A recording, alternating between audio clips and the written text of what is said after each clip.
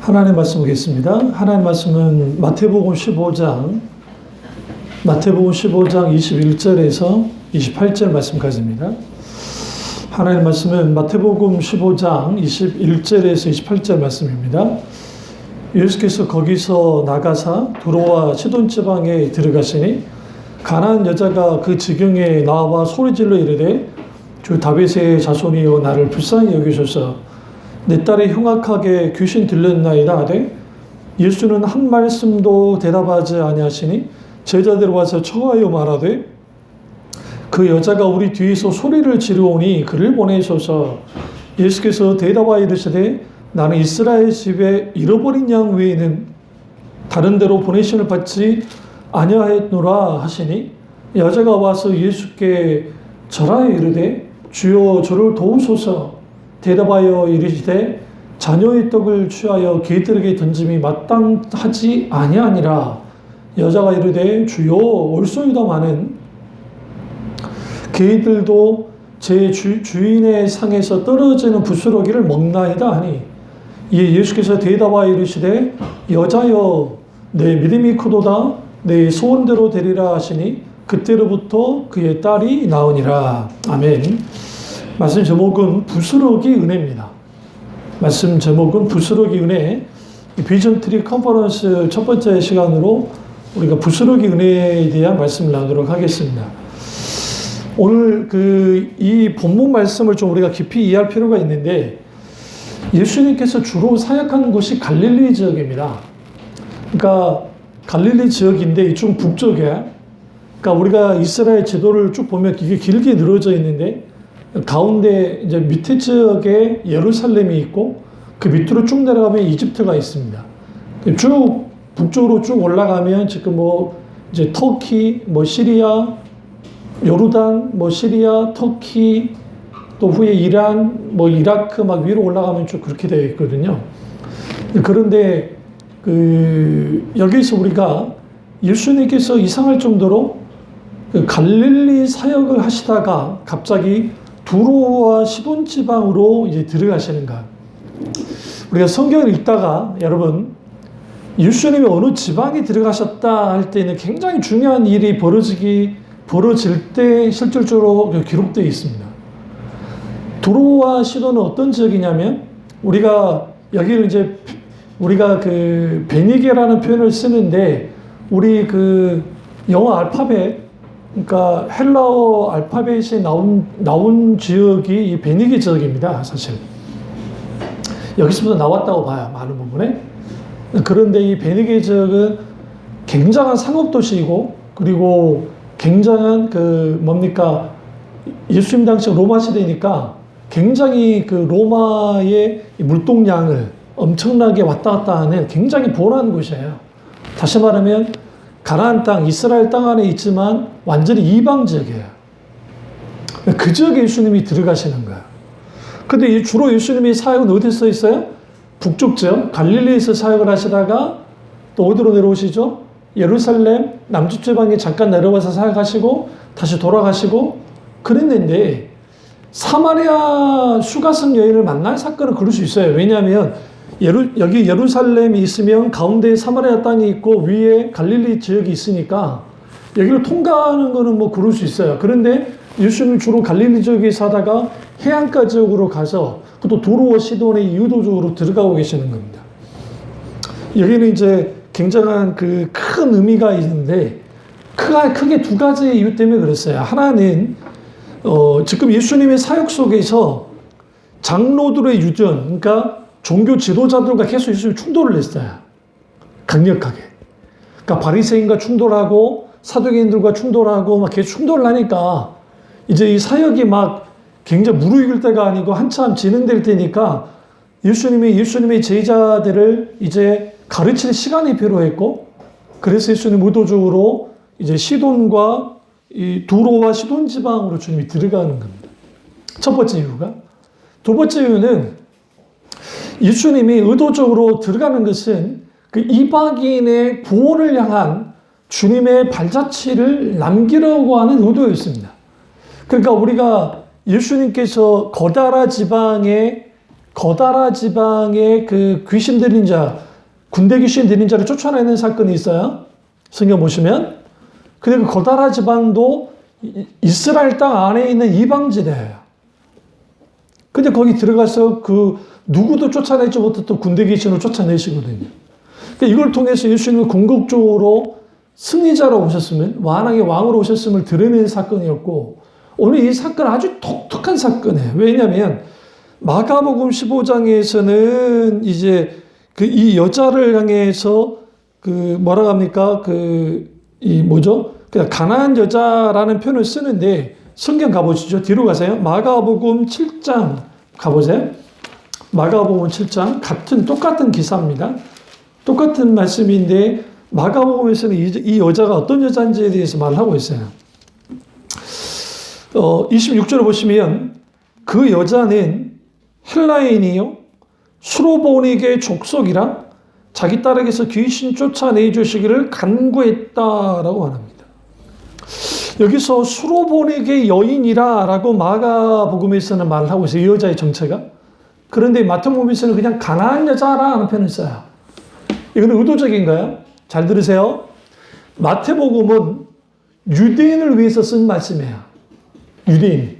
그러니까 마태가 썼는데 유대인들을 향한 말씀이었고, 마가복음은 주로 헬라인들을, 그러니까 이방 사람들을 향한 말씀이에요. 이제 그런 거 누가복음도 마찬가지 이제 그런 의미를 갖는데, 그러다 보니 마가복음에서는 정보를 많이 줘요. 어느 정도. 근데 마가복음이 가장 짧잖아요. 사복음서 중에. 이건 뭐냐면 성경 사복음서 마태, 마가, 누가, 요한복음 중에 마가복음이 제일 먼저 기록됐기 때문에 그렇습니다. 마가복음이 제일 먼저 기록됐어요. 근데 이 여자의 정체를 밝혀줘요. 이 여자는 수로보닉의 족속이고 이 여자는 헬라 여자였다라는 거.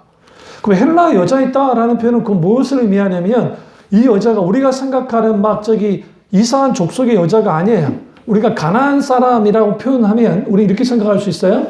뭔가 좀 가난함이 떠오르는 게 뭐예요?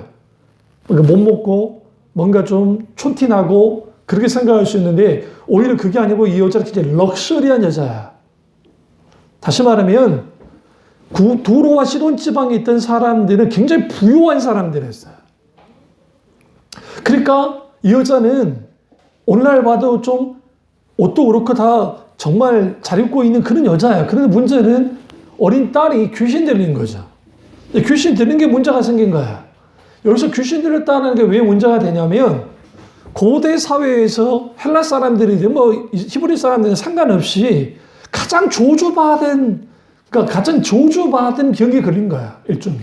그러니까 귀신 들린 거. 근데 그 귀신만 들린 게 아니죠. 여기 보면 그녀가 이제 말도 못하고 많은 일련의 일이 벌어져요. 그러니까 그런 속에서 예수님께서 이후에 에바다 사건도만 나타나고 예수님은 기적을 계속 일으키거든요. 마가복음 보시면.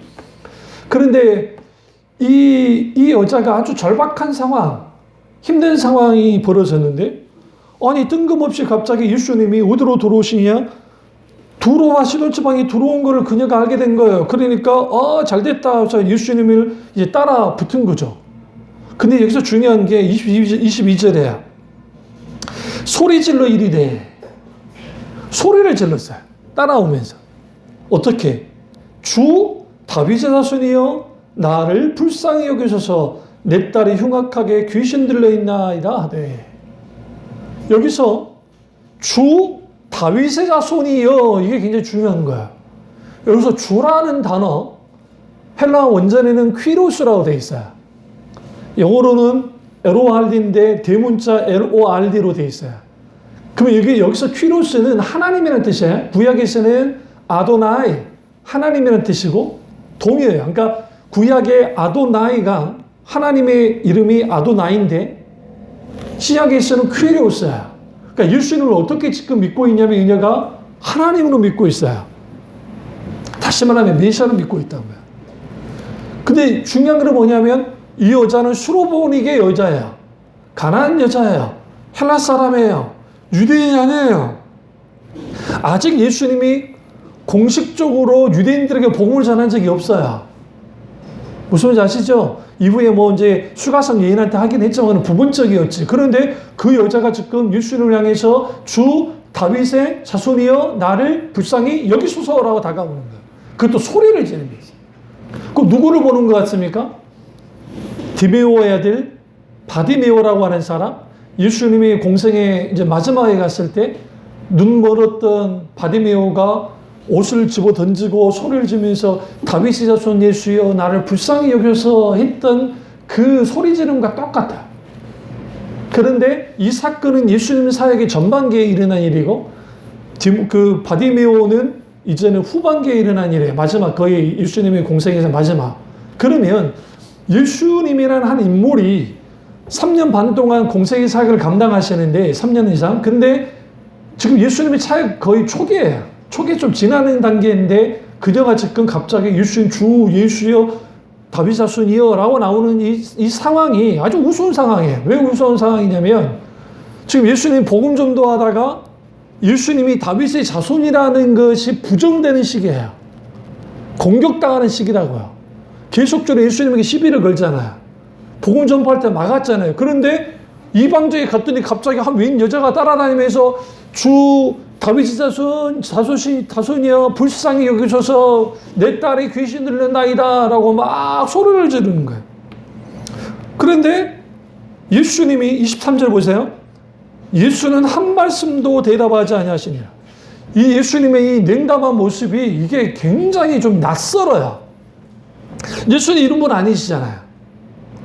낯선 행동을 하신다고요. 여기서 우리가 아셔야 될 게 예수님의 낯선 행동 속에는 예수님의 숨겨진 의도가 있어요. 이게 굉장히 중요해요. 그런데 제자들의 반응이 참 재미있어요.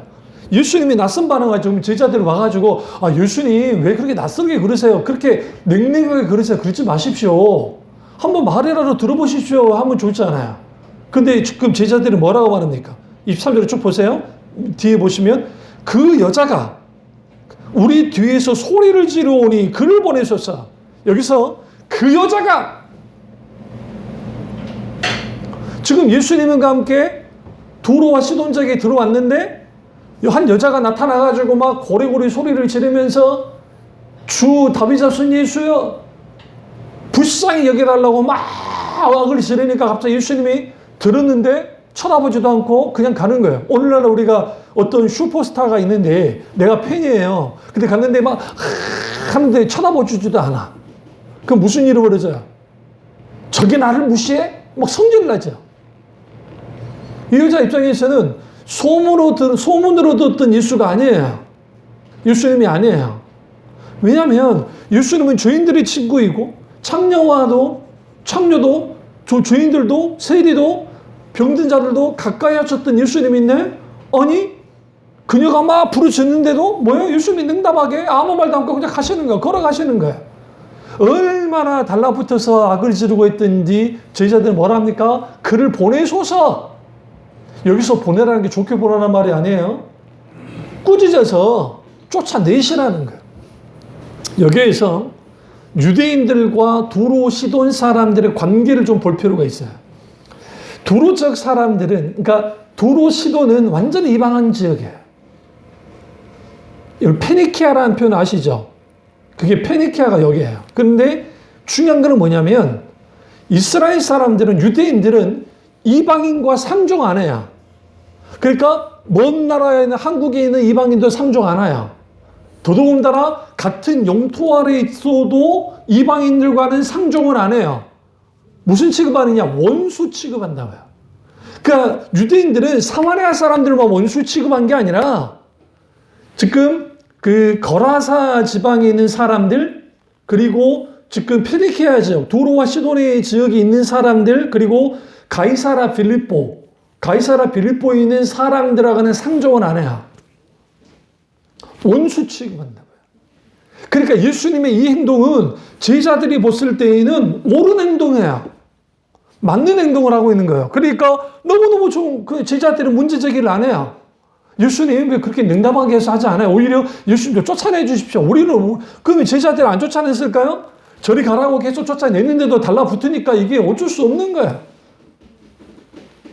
그러니까 예수님이 이제 어떻게 합니까? 예수께서 대답하시죠. 대답해 이르시되 24절 보세요. 나는 이스라엘 집 잃어버린 양 외에는 다른 데로 보내심을 받지 아니하였노라 하시니. 이게 굉장히 중요해요. 근데 이때 예수님이 조용히 제자들한테 나는 이스라엘의 잃어버린 양 외에는 다른 데로 보내심을 받지 않았어. 그랬을까요? 아니요. 우리 성경을 좀 굿 이미지네이션, 좀 상상하면 읽으세요. 크게 말씀하시는 거예요. 다 듣게. 누구 들으라고? 그 여자 들으라고. 나는 이스라엘 양 외에는 보내심을 받지 않았어. 라고 주님 말씀하시는 거예요. 이때 제자들 중에 누구도 이의를 제기한 사람이 없었어요. 왜? 이건 당연한 것이었으니까. 그러니까 당연한 것이었기 때문에 오케이요. 그런데 이거 보세요. 이 말은 예수님이 지금 무슨 행동을 하냐면 그를 보내소서 하는 그 불을 보내는 행동을 하고 계시는 거예요. 처음에 예수님 모습이 냉담했어요? 대답도 안 했어요? 근데 예수님이 이제는 보내려고 들으라고 큰 소리를 하셨어요? 그녀가 들었어요? 이 정도 하면 주눅 들고 이 정도 하면 성질 날 것 같은데 그녀가 어떻게 나옵니까? 다가와요. 못 말리는 여자죠. 근데 그냥 다가오는 게 문제가 아니에요. 그게 아니라 예수께 절했다고요. 여러분이 지금 내가 믿었던 예수, 소문으로 듣던 예수는 사랑이 많고 뭐든지 받아주는 예수였는데 그 예수라는 사람이, 그 분이, 예수라는 분이 냉담하게 짝이 없고 심지어는 나는 이방인에서 보냄받지 않았어 라고 하는 말을 듣고도 앞으로 나와서 절을 하고 있는 거예요. 지금 예수님이 그녀에게 오라고 한 게 아니에요. 너 이리 와봐. 내가 너 말 들어줄게. 내가 해결해 줄게가 아니에요. 너 저리 가. 저리 가. 지금 예수님 밀어내는데 오고 있는 거예요. 오늘날 우리가 하나님과의 관계에서 이 수로보니게의 이 여인의 태도를 배워야 돼요. 왜 그러냐면 우리가 하나님과의 관계 속에 있을 때 내가 하나님에 대한 오해가 생길 때 있어요.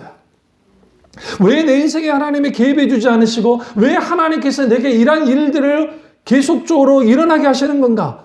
때로는 내가 뭐 보형 들고 아프고 아니면 관계는 기타 등등 어떤 아픔 속에 있는데 왜 그러신 것인가? 그는 하나님의 숨겨진 뜻이 있어요. 그것은 결국은 주님이 그 사람을 만지기 위함도 있고 또 하나는 예수님의 예수님 되심, 하나님의 하나님 되심을 드러내기 위함이시고 더더군다나 하나님은 예수님 이 사건을 통해서 이방인의 구원의 역사가 일어난다는 사실을 분명하게 드러내요. 근데 의도적으로 주님이 계속 그렇게 행동해요. 그러면서 주여 저를 도우소서. 여기서 여러분 주여 앞에 뭐라 했죠? 주 다윗의 자손 나를 불쌍히 여기소서. 주 다윗의 자손이여 불쌍히 여기소서. 그 정도로 예수님 밀어냈으면 아저씨 그래야 될 것 같은데 왜 이래? 그럴 것 같은데 주여 나를 도우소서. 뭐 하면서? 절하면서. 고대 사회에서 절을 한다는 것은 주인일 때, 그러니까 주인 앞에서만 절을 해요. 그러니까 그녀가 지금 자기가 나는 종입니다 라고 말하고 있는 거예요. 근데 우리 예수님이 얼마나 잔인한지 아세요? 예수님이 굉장히 잔인하게 행동을 해요. 어떻게 잔인하게 행동하시냐면 대답하여 이르시되 자녀의 떡을 취하여 개들에게 던짐이 마땅치 아니하니라.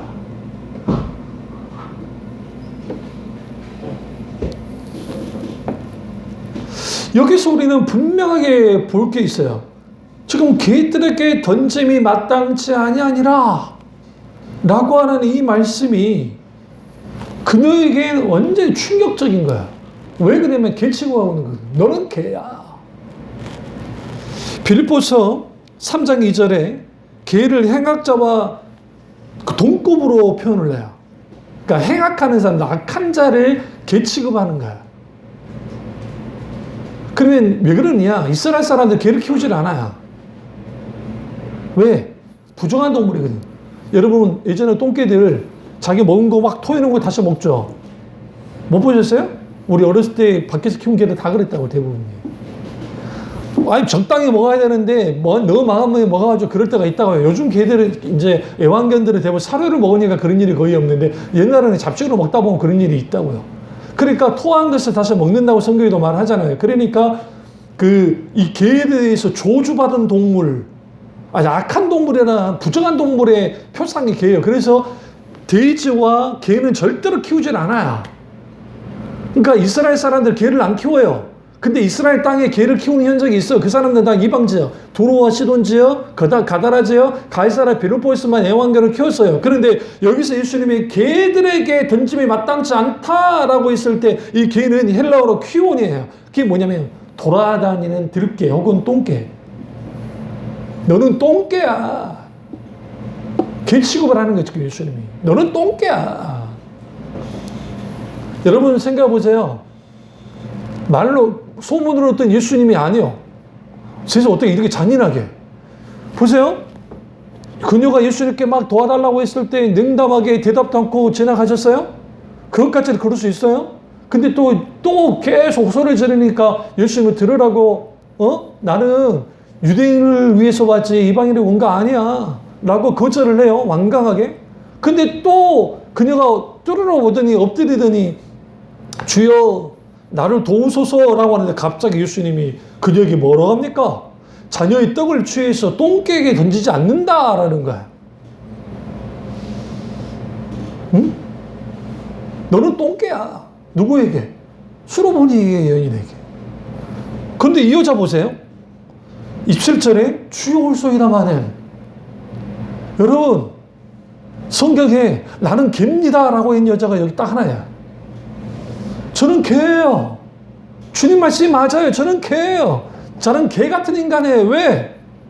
여기서 우리는 예수님의 의도가 인종차별적인, 그러니까 유대인들은 이방인들을 다 개 취급했으니까 너는 개야라는 그런 의도로 싸신 건 아니에요. 근데 주님은 의도적으로 그렇게 행동을 하셨어요. 그러니까 나는 개입니다라고 해요. 그런데 그녀가 이렇게 말합니다.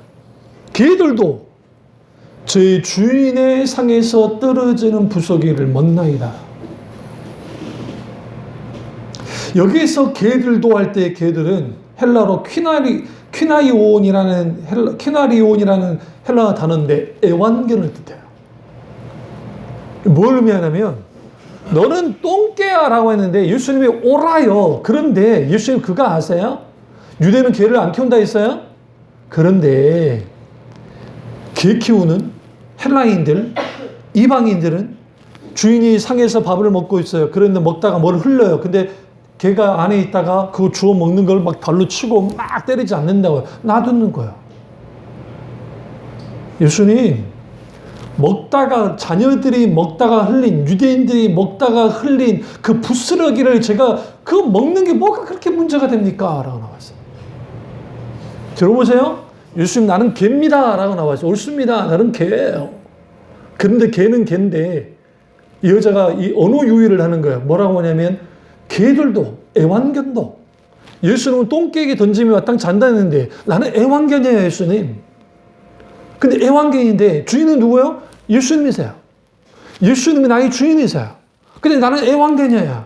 근데 예수님의 자녀인 유대인들이 떨어뜨린 그 부스러기를 먹는 게 뭐가 문제가 됩니까? 먹잖아요. 28절 보시면 이에 예수께서 대답하여 이르시되 여자여 내 믿음이 크도다 되어 있는데 여기에 헬라 원전에 빠진 게 있어요. 우리 상그리 성경에. 그게 뭐냐면 감탄사가 빠져 있어요. 오라고 하는. 오 여자여 내 믿음이 크도다. 이 사건이 어떤 사건이냐면 예수님이 충격받아 버렸어요. 뭔 충격을 받았냐면 이 정도까지 했으면 이 여자가 예수님께 대들든지 욕을 하든지 정말 그래야 되는데 저는 애완견인데 그 부스러기 은혜 하나만이라도 주시면 그거 받아 먹는 게 뭐가 문제가 됩니까? 라고 나온 거예요. 그 예수님이 오 여자여 내 믿음이 크도다. 내 소원도로 되리라 하시니 그때로부터 뭐 했다? 그녀의 딸이 나오니라. 그리고 29절 보세요. 예수께서 거기서 떠나서 갈릴리 호숫가에 이르렀어요. 좀 이상하지 않으세요? 저를 보세요. 갈릴리에 있다가 시돈과 두로족이 들어가셨어요? 그리고 이 사건이 끝나고 나면 막바로 갈릴리 쪽으로 나와버리세요. 다시 나와버리신다고요. 지금 예수님의 이 발걸음은 이 여자를 위해서 나온 거예요, 지금요. 사마리아 지역에 들어갈 때도 수가성 여인을 위해서 주님이 움직이셨던 거예요.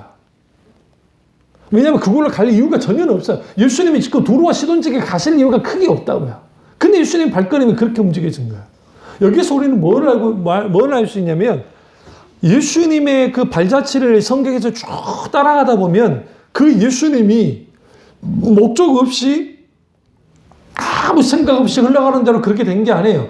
상황이 변화가 어쩔 수 없으니까 그렇게 밀려서 가는 경우는 단 한 번도 없어요. 예수님은요. 목적을 가지고 움직이셨단 말이에요.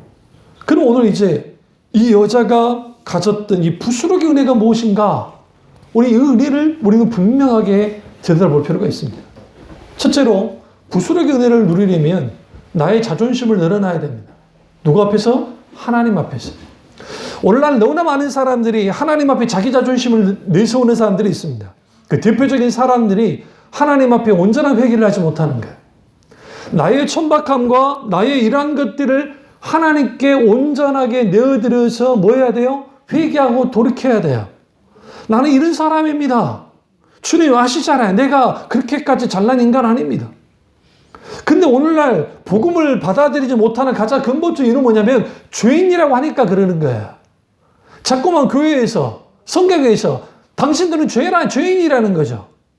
그런데 문제는 뭐냐면 정말 살인을 저지르거나 도둑질을 하거나 기타 등등 죄를 저질렀으면 내가 당신 죄인입니다 라고 하면 죄인이라고 인정을 할 것 같은데 내가 무슨 파출소에 간 적이 있어 그렇다고 누구한테 뭐 사기를 치기를 했어 내가 뭘 했냐는 거예요 도대체. 그거 가지고 나한테 죄인이라는 내가 어떻게 그걸 받아들일 수 있냐는 생각을 하는 거예요. 그러니까 내가 하나님 앞에 죄인이 아니라고 생각하는 일련의 이 모든 것들. 내가 진정한 하나님께 죄인이라는 것을 알지 못하는 가장 근본적 원인은 뭐냐면 자기 자존심을 내세우는 거야. 그 자기 자존심의 그 이면에는 뭐가 있냐면 아직과 고집이에요. 그 아직과 고집 속에서 하나님이 내게 찾아오셔서 너는 죄인이다 라고 말할 때에 나는 죄인이 아닙니다 라고 말하는 게 오늘날의 사람들이에요. 왜 그러냐면 우리가 받은 교육이 그래요. 어릴 때부터. 예수를 믿든 안 믿든 간에 우리는 계명주의 이후에 서양 교육이 들어왔고 그 서양 교육의 핵심이 뭐냐면 이성주의가 딱 자리를 잡고 있어요. 근데 거기에는 인본주의는 밑에 깔려 있는 것이고 당연히 나는 인간됨을 내가 주인으로서 마땅히 사는 게 마땅하고 내가 살아갈 때에 나의 나됨을 표출하며 살아가면 된다는 거야. 그런데 거기에 하나님의 자리, 누구의 자리가 필요치 않아요. 왜? 모든 우주의 중심은 나이고 나를 중심으로 모든 것이 움직여져야 되니까. 그런 교육을 받았고 그렇게 살아가는 사람들이 복음을 맞닥뜨렸을 때에 거기에서 튕겨져 나가는 거예요. 왜 내가 죄인이라는 거죠. 그러면서 사람들이 어떻게 공격하냐면 저 사람이 교회 다니고 집사라고 하는데 그 사람이 세상 사람보다 더 큰 죄를 짓지 않느냐. 나는 저 사람에 비해서는 죄를 짓지도 않잖아. 근데 왜 내가 죄인이야? 그 사람이 죄인이지. 여기서 죄에 대한 이해가 달라지는 거예요. 잘못되어 있는 거예요. 성경에서 죄는 뭐냐면 죄는 헬라어로 하마르티아라고 하는 헬라어 단어가 사용되는데 표적에서 빗나가라는 뜻이에요. 내가 활을 딱 해가지고 활시위를 당겨서 딱 쐈는데 표적을 향해 달려가요. 딱 날아가요. 화살이 날아가는데 이게 옆으로 나가는 거야. 비껴나가는 거야. 이게 죄예요, 성경에. 다시 말하면 하나님의 뜻으로부터 벗어나는 이 모든 것들, 비껴나는 모든 것들이 죄예요. 그러니까 세상 법의 죄는 뭐냐면 우리가 가지고 있는 걸 죄로 여기지 않잖아요. 내가 저 사람을 죽이고 싶어. 마음속에 죽이고 싶은 마음이 가득가득 찼어. 그러나 행동으로 옮기지 않으면 나는 죄가 되지 않아요. 누구도 처벌하지 않아요. 누구도 나를 잡아가지 않는다고요. 그러나 성경에서는 마음으로 분노하는 것도 죄라잖아요. 마음으로 음욕을 품는 것도 음란한 죄라고 말하잖아요, 성경에. 그러니까 여기서 우리는 뭘 알 수 있냐면 모든 인간이 왜 하나님 앞에 죄인일 수밖에 없느냐. 인간이 하나님 그분을 믿지 않는 그 자체가 이미 죄가 되는 거야. 그 이유는 뭐냐면 하나님이 인간을 창조했기 때문에 있습니다. 우주 만물을 창조하신 분이기 때문에. 그럼 어떤 도전을 받느냐? 진화론의 도전을 받고 소위 말하는 수많은 무신론의 도전을 받아요. 그러면 진화론이라는 게 증명된 것인가? 증명된 게 아니에요. 설에 불과해요. 진화론 안에서도 여러 분포가 나눠져요. 종교화, 상당수가 종교화된 진화론이에요. 얘는 단정시켜버려요, 자기들이. 그래서 이 진화론주의자들 중에서도 기독교는 아니지만 진화론을 비판하는 분들도 나와요. 왜 그러냐면 마치 이게 교조가 돼가지고 자기들이 막 이걸 갖다가 아주 그냥 절대적인 진리처럼 막 그려버리는 진화론자들이. 그러나 그걸 다 떠나서 우리가 분명히 볼 것은 뭐냐면 죄인이라는 사실, 내 처지를 인식하는 사람은 수로보닉의 여인을 향해서 너는 개야, 너는 죄인이야, 너는 아무것도 아니야, 너는 그런 존재야 했을 때 그녀가 인정하고 나오는 거야. 죄인이라고 인정하고 나오는 거야. 그 자체가 하나님 앞에 자기 자존심을 내세우지 않는 거야. 다시 말하면 이걸 성경에서는 옛자아라고 그래요. 옛자아. 옛자아는 뭐냐면 굳어진 자아. 죄가 가득한 그 자아가 깨뜨려져야 돼요. 깨뜨려지지 않으면 하나님이 주시는 부스러기 은혜를 우리는 받아 누릴 수가 없어요. 그래서 대부분의 사람들은 하나님을 만나지 못하는, 교회를 다니면서도 하나님을 만나지 못하는 사람들의 공통적인 특징이 뭐냐면 단 한 번도 하나님 앞에 전적인 회개를 한 적이 없어요. 회개를. 그럼 회개 기도는 그러면 내가 회개해야지 하나님 이제 용서해 주시고 어떻게 용서해 주시고 내가 좀 뉘우쳐 그렇게 말한다고 되지 않아요. 그래서 우리에게 필요한 게 뭐냐면 회개의 영을 부어달라고 기도하셔야 돼요. 성령이 오셔서 우리를 만져주셔야 돼요. 그리고 내 죄가 드러나기 시작하는 거예요. 하나님 앞에. 그런 말씀을 통해서 기도를 통해서 그 과정 속에 드러나. 그러면서 거기 내가 진정한 지옥에 빠져 죽을 수밖에 없는 죄인이라는 절박한 자기인식, 자기 처지를 분명히 알게 될 때 우리는 다 내려놔요. 이게 하나님 앞에 자존심을 내려놓는 거예요. 그런 사람들이 하나님 주시는 부스러기 은혜를 경험을 해요. 그러나 우리는 계속적으로 지켜뜹니다. 그리고 하나님 앞에 이렇게 말하면 내가 왜 죄인입니까? 저들이 죄인이지. 모든 인간은 자기만의 자기 변호사를 가지고 있어서 자기에게는 관대하지만 남에게는 아주 처절할 정도로 막 그렇게 합니다. 그래서 예수님이 비판 후에 비판하지 말라잖아요. 여러분, 건전한 비판은 해야 돼요. 근데 정죄하지는 말라잖아요. 비판이 넘어져 정죄까지 가면 안 되니까. 근데 중요한 건 뭐냐면 자기에게는 아주 관대해요. 그럴 수밖에 없는 게 자기 변호사가 있어요. 이게 인간의 기본적인 죄성. 아담과 하와가 선악과를 따먹고 현장에서 들켰잖아요. 예수님 하나님 찾아오셨잖아요. 그때 했던 게 뭐예요? 이 여자가 따먹게 있어요. 뱀이 나를 구슬해서 된 거예요. 다 자기 변호를 해요. 그러니까 이 자기 변호를 내려놓으면 안 돼요. 수로보닉의 여인이 예수님께서 나는 이방인들을 위해서 오지 않았어. 나는 잃어버린 유대인들을 위해서 왔어라고 했을 때에 그녀가 그 말 듣고 야, 나를 개 취급하고 나를 아예 뭐 사람 취급도 안 하고 내 말을 들어주지도 않고 나를 밀어내네? 근데 여러분, 신앙적인 의미 속에서는 지금 예루살렘이나 남쪽 지방 그 유대 종교 지역이 아주 대단하게 보이지만 수로와 시돈, 그 도로와 시돈은 또 가이사라도 마찬가지지만 가이사라 같은 경우에는 그 지금 여러분이 이제 선지순례에 가면 거기에 원형 경기장이 있어요. 원형 경기장이 있다고요. 어디에? 이스라엘에.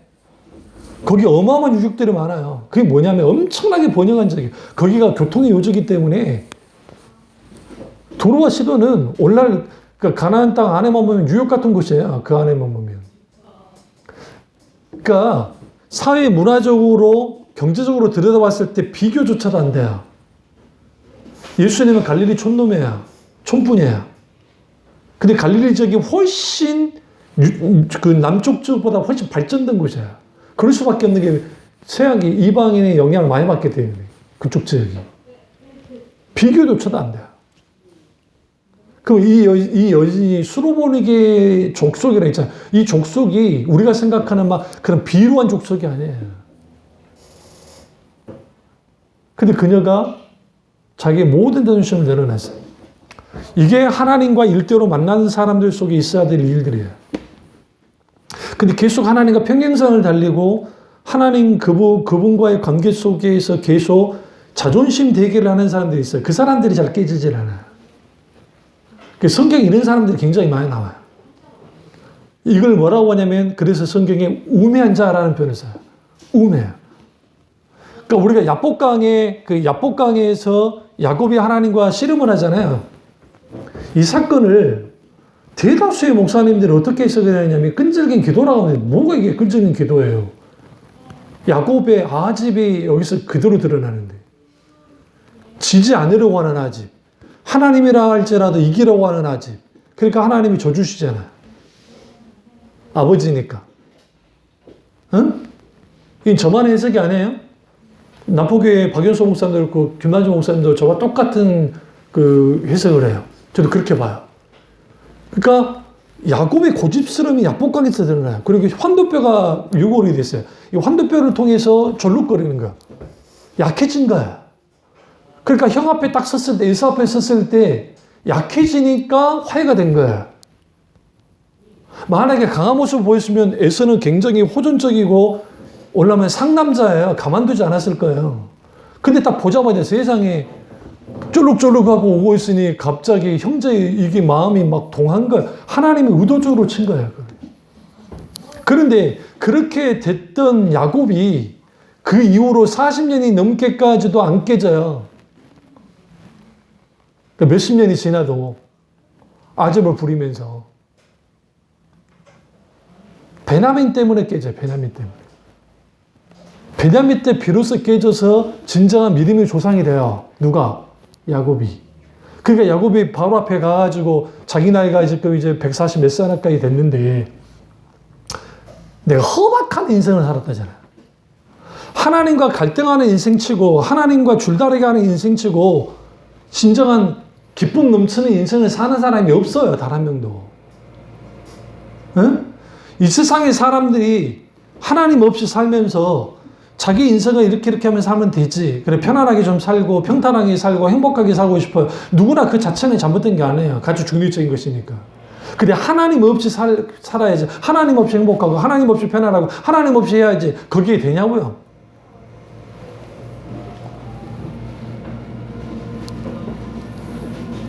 그러니까 우리는 뭔가 가지지 못하면, 뭔가 누리지 못하면, 뭔가 붙잡지 못하면 행복하지 않은 거예요.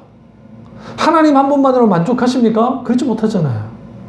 그녀는 딱 한 가지예요. 예수님이 나를 돌아보시고 불쌍히 여겨주시는 거야. 그래서 내가 어떻게든 상관없어. 내 자식만 살릴 수 있으면. 그러니까 예수님이 그런 말들 다 받아들여요. 모든 자존심 다 내려놔요. 그럼 왜 하나님 앞에 우리는 내 자존심을 다 내려놔야 될까요? 하나님도 자존심을 다 버렸어요. 십자가라고, 십자가. 예수님이 십자가에 달리실 때 어떻게 달리셨다 했죠? 발가벗겨졌다니까요. 여러분, 우리 조선에서도 사람, 주인을 처형을 할 때에 막 발가벗겨서 처형을 안 시켰어요. 무슨 아시죠? 거혈령이라 해서 이 사지를, 소들을 끌게 해가지고 그 사지를 막 뜯어 죽일 때도 그렇게는 안 해요. 그런데 십자가 처형을 할 때는 의도적으로 다 발가벗겨요. 이 발가벗겼다는 뭐냐면 사회 문화 종교적으로 그냥 죽여버린 거예요. 먼저 이게 죽여버린 거예요. 그렇게 된 거예요. 응? 그러니까 여자들을 죽일 때, 가늠한 여자들을 때 그 짓을 한 거예요. 옷을 벗겨서, 그 창녀 있죠. 죽일 때 돌을 들었는데 옷을 벗겨서 그거 던졌다고요. 그러니까 그 여자는 이미 직접 거기에 돌마다 안 죽더라도 이미 죽은 존재가 돼요. 근데 가부장적인 문화잖아요. 그 문화가. 그러니까 남자들한테 그 짓을 안 했다고요. 남자들한테 어떤 죄를 져도. 그런데 그 예수님이 십자가에 딱 달리셨을 때 다 벗겨졌어요. 착취를 당했다고요. 이걸 저는 이렇게 표현합니다. 하나님의 자존심 내려놓으신. 뭐 하려고? 인간 구원하려고. 하나님도 나를 위해서 자존심을 내려놨는데 내가 그 자존심을 내세우는 거예요. 내가 회개할 거리가 없다는 거죠. 내가 뭔 그렇게까지 큰 죄를 졌냐는 거죠. 이게 교만한 사람들의 모습 속에 드러나는 것들. 근데 그것이 우리 자존심이 내려오지 않으면 절대로 부스러기 은혜를 우리는 뭐 할 수 없어요? 받아 누릴 수 없어요. 두 번째로 끝까지 주님을 붙들러야 돼요. 끝까지 주님을 붙들고 나가야 돼요. 내가 기도를 했는데도 응답이 없어? 그 기도 중단하면 안 돼요. 우리는 계속적으로 하나님께 찾아 나가야 돼요. 계속 기도해야 돼요. 거기에서 성패가 갈려요. 만약 예수님이 딱 이제 도로와 시돈에게 들어왔는데 그녀가 주 다윗의 자손이여 나를 불쌍히 여기소서. 예수님이 냉담하게 대답도 않고 그냥 듣는 척도 않고 딱 지나가. 그때까지는 좀 참았어. 그래도 잘 나가니까 그런가 보다. 그리고 계속 부르면서 그러니까 나는 너 위해서 온 거 아니야. 난 유대인 왔어. 그러니까 이런 말 할 수 있잖아요. 그럼 뭐 하려고 시돈가 두로쪽에 들어왔어? 왜 우리 동네에 들어왔어? 그러잖아요. 뭐 하려고 여기 왔냐는 거예요, 도대체.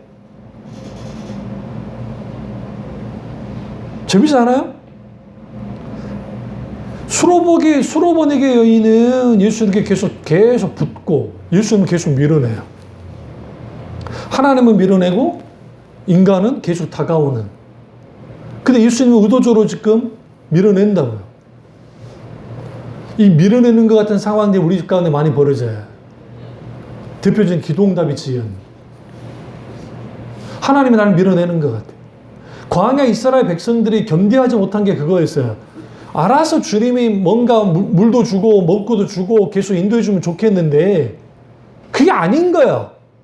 그러니까 당연히 이런 말 하죠. 뭐 하려고 지금 여기를 데리고 나왔냐는 거지. 이집트에서. 뭐 하려고. 뭐 광야에서 죽이려고? 그냥 하나님께 들이받는 거야. 계속 들이받는 거예요.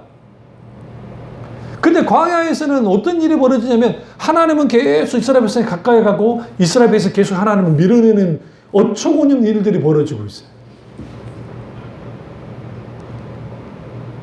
십자가 사건도 마찬가지예요. 예수를 처형함을 통해서 인간이 하나님을 몰아내고 지금 밀어내고 있고 예수님은 계속 밀어낸 상태에서 인간에게 다가오고 있어요. 예수님이 십자가에 죽으실 때 어떻게 죽으셨어요? 잘 보세요. 성경에 보시면. 사람들이 계속 예수야 네가 하나님의 아들이면 엘리야를 불러내라 기적을 일으켜라 그러잖아요. 예수님이 기적 일으키는 능력이 없었을까요? 예수님이 잡히시던 날 밤에 베드로가 칼을 갖고 있다가 대제사장의 종 말고의 귀를 쫙 잘라버려요. 칼로 탁. 그 귀를 자르려고 한 거 아니에요. 그게 무슨 대단한 무사라고 귀를 잘랐겠어요? 진짜 막 그 죽이려고 공격을 했는데 얼떨결에 귀가 잘린 거예요. 그러니까 예수님이 귀를 붙여주시면서 하는 말이 뭐예요? 내가 하나님께 12영의 천사를 보내달라면 즉각 주님이 내려온다는 거예요. 그러면 12영은 뭐냐면 이게 로마 군대 편제예요. 한 영에 한 6,000명에서 거의 한 9,000명이 있어요. 한 영에. 그러니까 이걸 좀 대충, 물론 이제 이걸 또 만 몇 명이나 막 그런 말하는데 어쨌든 대충 계산을 해보면 그때 당시 군대 편제에 적어도 한 28,000명에서 많게는 한 42,000명 정도 되는 천사가 일제에 내려온다는 거야. 하늘에서. 그러면 아시리아가 쳐들어와서 사느립이 예루살렘을 이제 명락 직전까지 갔을 때 하나님이 기도하고 히스기야가 기도하고 이사야 선지자가 기도하면서 하나님이 천사를 보냈어요. 근데 그때 보냈던 천사가 한 명이에요. 아, 두 명인가? 어쩌다 한 명인가? 근데 두 명의 천사가 내려와서 무슨 일을 벌였냐? 18만 5천을 그 밤에 다 죽여버렸어요. 이 말은 무슨 말이냐면 12영이 되는 천사가 예수 입장을 못 박여 돌아가실 때 하나님 안 되겠습니다. 도저히. 그냥 피니쉬 하시죠. 천사들이 우르르 내려와서 끝나버렸어요. 이게 하나님의 밀어내심이에요. 근데 하나님은 밀어내지 않았어요. 고스란히 죽고 인간에게 다가갔단 말이에요. 그럼 누가 봐도 실패고 누가 봐도 멍청한 짓 같았는데 하나님이 끝까지 우리를 붙들고 계셨다고요. 다시 말하면 예수 그리스도께서 나의 손을 한 손을 붙잡고 계시고 하나님 손을 한 손 붙잡고 있었기 때문에 우리가 구원을 받는 것이지, 내가 주님 두 손으로 붙잡아지지 않아요. 그래서 예수 그리스도를 통하지 않고서 구원받을 수 없어요. 그래서 우리는 예수 그리스도를 만나야 돼요. 하나님 경험에서 가장 중요한 게 예수 그리스도를 만나는 거예요. 예수 그리스도를 어떻게 만나느냐? 하나님 말씀을 통해서 기도 가운데 주님을 깊이 만날 때. 근데 그 만나는 장소가 다른 곳이 아니라 십자가라고요. 왜 예수님이 나를 위해서 죽으셨는가? 그 십자가 앞에 나아갈 때, 그 그리스도의 십자가의 진리를 알게 되고 그 십자가를 맛보게 될 때 우리는 두 손도 한번하면서 나의 자존심을 내려놓고 주님을 붙들게 되어 있어요. 그래서 십자가 처형당할 때 사도 요한과 여자들만 예수님께 나아갔어요. 나머지는 다 도망갔어요. 그리고 이제 장례를 치러야 됐어요. 그때 참 중요한 게 있어요. 제자들은 도망쳐서 숨어 있어요. 그런데 여자들이 막달라 마리아와 세베대와 이런 여자들이 딱 나서서 이제 향료를 가지고 예수님께 가요. 그들에게는 그 시점에 부활에 대한 믿음 1도 없었어요.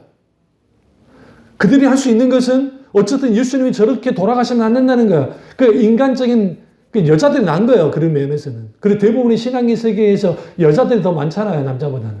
그런데 그들이 나아가서 했는데 그때 예수님이 갑자기 무덤은 열려있고 하니까 막달라 마리아가 뭐라고 합니까? 제발 예수님 돌려달라고 그랬다고요. 성경 보시면. 어디다 옮겼는지 모르는데 좀 제발 돌려주세요. 오해해서 그런 거지만. 그때 그 만났던 사람이 보니까 천사였잖아요. 그 천사가 주님이 여기 계시지 않고 부활하셨다고 말씀하시죠. 우리에게 필요한 게 뭐냐면 하나님을 붙들러 가는 과정이 필요해요. 다 무너졌어도. 예수님이 죽으시면 결국은 예수님을 따랐던 모든 무리들이 끝이 난 거야. 그토록 주님이 공생애 속에서 부활에 대한 설교를 하셨음에 불구하고 누가 하나 그걸 믿지 않았어요. 심지어는 예수님이 부활했다는 소식을 들었던 엠마오로 가는 두 제자도 믿지는 않았어요. 지금 예수님이 부활했다는 소식을 들었어요. 소문을 들었어요. 여자들의 증언을 들었어요. 그런데 어디 가고 있어요? 지금 집으로 가고 엠마오로. 예루살렘에서 엠마오로 갔다. 엠마오가 그렇게 멀지 않기 때문에 거기를 걸어갔다. 예수님이 그들에 나타나 주셨어요. 가르치셨어요. 그때 깨닫지 못했어요. 같이 식탁교제 나누다가 예수님이 축사하신 그때서 알았어요. 우리가 그 말씀을 들을 때 우리 마음이 뜨거워지지 않더냐. 그래요. 그거예요. 우리가 하나님 그분을 붙들고 계속 붙들어야 되는 이유는 뭐냐면 내가 다 무너져도 주님께 붙들면서 한 걸음 한 걸음 나아가야 돼. 그 말씀이라도 들어야 돼요. 반드시. 그 하나님의 말씀을 설교 말씀이든 기록된 말씀이든 그걸 듣고 나아갈 때에 거기에서 뭐 하느냐? 주님이심을 알게 될 때가 그게 성령의 역사예요. 그게 있는 자들에게 부스러기 은혜가 주어지는 거예요. 지금 이 자리에 나온 거, 지금 여러분 아직 믿음이 없다고 생각할 정도로 이 자리에 나온 것 자체가 귀한 거예요. 왜냐하면 계속 와서 가랑비에 옷 젖는다고 이 말씀이 그래도 듣는 게 중요한데 아예 교회 나오지도 않아. 아예 듣지도 않아. 그냥 마음만은 교회에 있대요. 요것들은 뭐밖에 안 되는 줄 아세요? 포지션이 제로예요. 제로 포지션에 있어요. 나올 수가 없어요. 그러니까 에스라가 광장에 모인 이스라엘 백성들에게 향해서 이제 주님의 말씀을 선포하기 시작할 때에 설교를 하는데 사람들이 알아듣지를 못하는 거야. 왜? 영적으로 그만큼 이제 우매해졌기 때문에. 그러니까 어쩔 수 없이 선포된 말씀들을 그 제사장들을 막 보내가지고 말씀을 해석해 주기 시작합니다. 그러니까 여기저기서 울기 시작하는 거야. 그녀가 예수님의 말씀하시는 자리로 계속 나와 있었기 때문에 그게 머물러 있었기 때문에 부스러기 은혜를 경험한 거예요.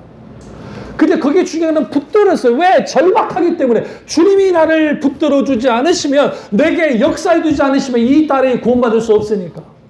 우리도 마찬가지입니다. 우리가 예수 그리스도를 믿지 않으면 나는 지옥 갈 수밖에 없는 인생이고 그렇다고 한다면 나는 주님께 나올 수밖에 없는 거예요.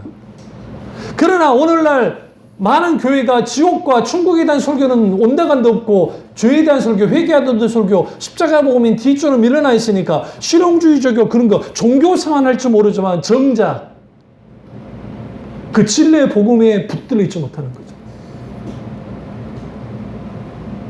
주님 앞에 나아가서 주님이 주시는 그 놀라운 손길. 이 사건을 딱 봤을 때 이 이후의 기록이 나오진 않은데 그러면 제자들은 어떤 반응을 했을까요? 좀 생각해보세요. 굿 이미지네이션. 주님 이런 일을 하시는 분이구나. 이런 일을 하시는 분이라는 거예요. 근데 여기서 놀라운 게 발견돼. 그게 뭐냐면 내 믿음이 크도다. 성경에 예수님의 제자들은 늘 청만받았어요. 너희 믿음이 어디니? 그러니까 그런 믿음 갖고 있냐? 말세의 마지막 때에 내 믿음을 볼래? 근데 예수님이 뭐라고 그래요? 너희 믿음이 크도다. 너희 믿음이 너무너무 크다. 이게 부스러기 은혜를 받은 자들이 누리는 거예요. 우리는 자꾸만 내가 원하는 거, 뭐 하는가 바라지자면 주눅 들고 그리고 앉아보지 못하고 기도를 하는데 지금 기도 제목 주시는 분들도 있으시면 하나님의 손을 구하는 기도 제목들이 줄어요, 보면. 기도 제목을 보니까. 한번 제가 다뤄드릴 거예요, 그런 것들. 우리 교회 건물 같은 경우에도 하나님, 어떤 건물 십시오. 그런 식으로 기도하지 마시라고 제발 부탁인데. 하나님이 그런 식으로 하십니까? 아니에요. 제가 그런 설교를 그걸 했던 이유는 뭐냐면, 하나님하고 좀, 그러면 우리 그 자체를 놓고 물어야 돼, 하나님께. 어떻게 하나님 하시기를 원하십니까? 도대체 장소는 어디입니까? 어떻게 하나님이 재정을 주실 것이며, 할 겁니까라는 물어나가는 거예요, 1년에 원영 속에서. 그럼 단순히 건물이 생기고 숫자도 많아지고 하니까 이제 돈 걱정 없이 목회하면 좋으니까 그렇게 하려는 겁니까? 그게 목적입니까? 그렇지 않아요. 원래 한국교회가 그게 목적되다 보니까 남는 건 돈이요, 건물이고. 애들 안 나가니까 이제 숫자는 줄어들고, 또 나이 들었던 어린들은, 믿었던 어린들도 돌아가시고. 자, 예언해볼까요? 한 30년 지나면은 한 중용교회들 있죠? 텅텅 빌 겁니다. 그나마 인기 있는 대형교회로 다 몰리긴 할 거예요. 그때까지도. 그러다가 한 세대 더 지나가잖아요? 그 교회조차도 빌 거예요. 왜? 진리에서 떠나버리면. 목적은 뭐냐면, 이렇게 상가교회는 목사님이 은퇴를 하거나 후임 목사가 오지 않거나 하면 상가교회는 대부분이 끝이 나버려요. 무슨 말인지 아시죠? 그러니까 내가 헌일을 뻘에 지금 잡아놓은 거예요, 저는. 어릴 때부터. 근데 그렇기 때문에 하나님께서 하시고자 하는 일들, 참빛중앙교회는 안승우 목사를 위한, 개인을 위한 그런 게 아니기 때문에 하나님께서 참빛중앙교회를 향한 하나님의 의중의 뜻 가운데서 탄생된 게 참빛중앙교회고, 그렇다 한다면 하나님이 하실 일들이 무엇일까? 하나님이 그런 마음을 부으시니까 한 거예요. 우리 교회 현실을 보세요. 뭐 현실에 들여다볼 때 무슨 앵간신신, 무슨 건물은 무슨 건물이요. 안 그래요? 누가 들으면 뭐 돈 좀 있는 줄 알 거예요. 하루하루 살아가는데 그렇게. 근데 왜 그러느냐? 몽상을 꾸자는 게 아니에요. 하나님이 하실 때 하나님이 하실 일들이 분명히 있어요. 오늘 수로보니게 여인이 예수님이 하실 일들을 기대하고 나왔는데 기도가 딴판으로 올라갔잖아요. 근데 끝까지 붙들렸잖아요. 붙들었잖아요. 더 중요한 게 뭐예요? 첫 번째 이거예요. 부스러기 은혜를 받으려면 나의 포지션이 하나님 앞에만 있으면 돼요. 내가 하나님 앞에 있으면 그 하나님 앞에 있는 그 자리 속에 있을 때에 나는 무능력하고 나는 부족하고 나는 연약해도 하나님의 때에 하나님이 원하실 때에 이 부분을 분명하게 주님이 만지시고 개입하시고 역사하세요. 그랬던 게 성경에 너무 많아요. 그들이 성경의 인물들이 잘났기 때문에 그들이 그 위치에 선 게 아니에요. 그들은 한결같이 주님 앞에 있었어요. 지금 수로보니게 여인이 삐져가지고 성전에 나가지고 한번 들이받고 그 자리에서 벗어났으면 부스러기 은혜는 전혀 있을 수가 없어요. 그래서 우리는 항상 때로는 하나님에 대한 오해가 있고 때로는 내가 절망한 그런 게 있다 할지라도 우리는 항상 어디 앞에 나와야 돼? 하나님 앞에 나가야 돼. 그래서 우리는 하나님을 생각해야 돼. 찾아야 돼. 그리고 그분을 바라봐야 돼. 그러면 어떤 일이 벌어져요? 예수님이 너무너무 잘 알아요. 누구를 잘 알아요? 이 그녀의 아픔을 너무 잘 알고 그녀가 뭘 원하는지를 알아요. 그러니까 내 소원대로 되려. 이상하지 않으세요? 다른 때는 성경에 네 소원대로 되리라 하지 않았다고요. 치유받았느니라, 나음을 입었느니라, 너의 소원대로 되리라. 그 간절한 소원. 그 소원이 사람 살리는 거잖아요. 그 딸을 살리는 거. 하나님도 마찬가지로 우리에게 원하는 게 뭐예요? 살리는 일들로서의 부스러기 은혜를 주기를 원해요. 우리 이 사실을 깨닫고 그 부스러기 은혜를 마음껏 누리는 참비중국 교우들 되시기를 주님의 이름으로 축원합니다. 기도하겠습니다. 기도하실 때 오늘 이 말씀이 나의 말씀이 우리 말씀 되게 기도하겠습니다.